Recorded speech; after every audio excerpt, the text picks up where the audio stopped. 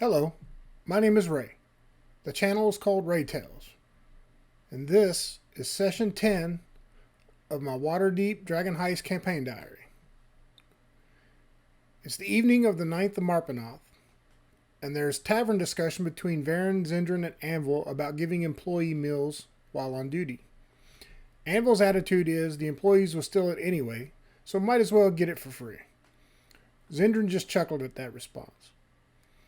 The group decides to spend money for advertising for opening day. They agree to get Joseph Peabody to do the legwork for the advertising.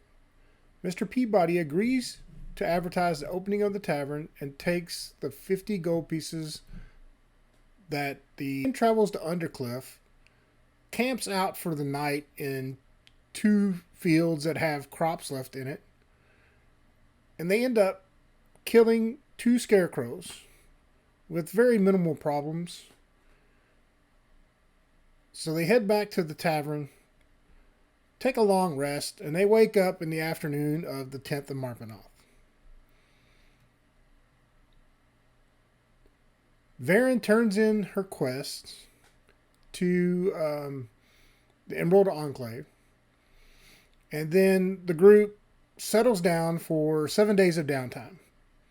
And during that downtime, Sadek commissions the making of 20 glitter bombs that will cast fairy fire on the triggering person. The glittering bombs will be done in 7 days. So Sadek spends her week building 20 bombs. And all the bombs are built at the end of the 7 days. So they started that downtime on the 10th of Marpenoth. So the 17th of Marpenoth is when she's finished with 20 glitter bombs. Anvil decides to help Karn out by researching Karn's family and this moon sword that Karn is looking for that Anvil helped him do a little bit of research earlier in the campaign.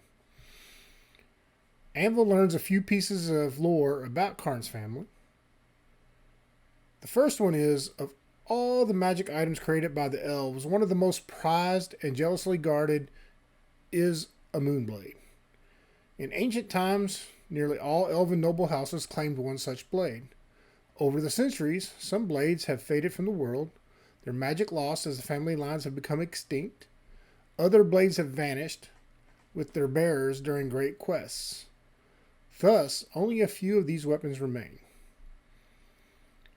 The second piece of information that Anvil found was a moon blade passes down from parent to child.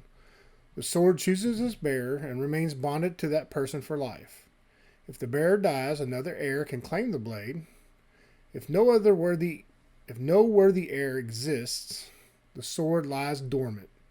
It tends to function like a normal longsword until a worthy soul finds it and lays claim to its power. Additionally, Anvil finds out that a moon blade serves only one master at a time, and that the attunement process requires a special ritual in the throne room of an elven regent or in a temple dedicated to the elven gods. The third piece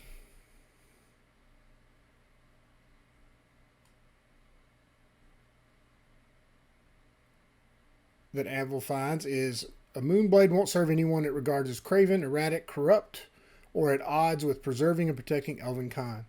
If the blade rejects a person,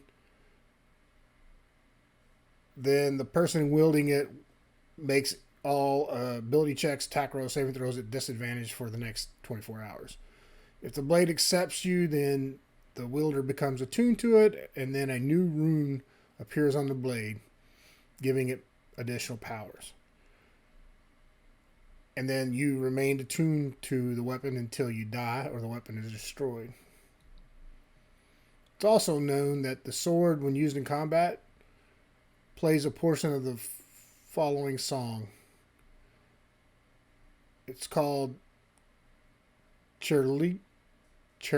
Rigo's Darkness.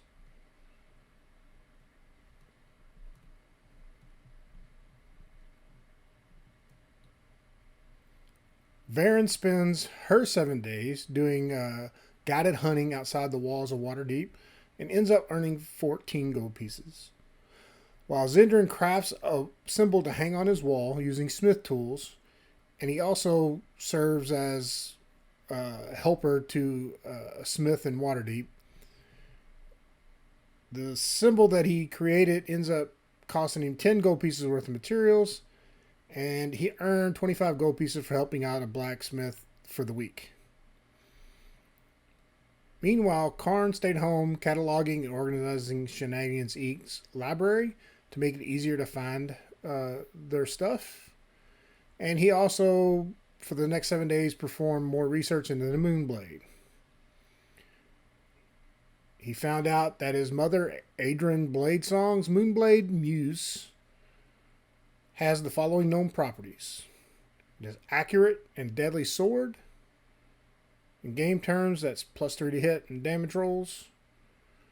Any attacks using Muse that hit their target are more lethal than most swords, which translates into an extra d6 of slashing damage.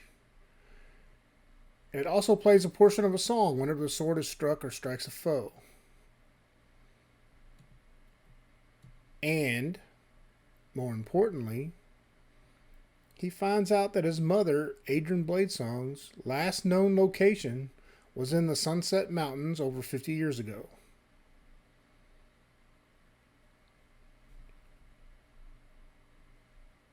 Varen, at the end of the 7 days, picks up their cookbooks, Varen, in addition to performing her hunting duties over the next 7 days, ends up picking up cookbooks from the guild so they can customize their menu to different cultures.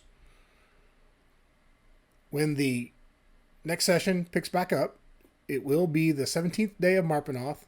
It's opening day for the tavern, and see what their advertising, how the advertising they spend works for opening day and then for the next 10 days. Also, the team earns 300 experience points and gains level 3. And then next session, we will start on the Meat and Magic opening day. And that next session will be on 10/20/2022. Thank you for watching. Hit the like and subscribe if you like what you're hearing, or leave a comment. Thank you.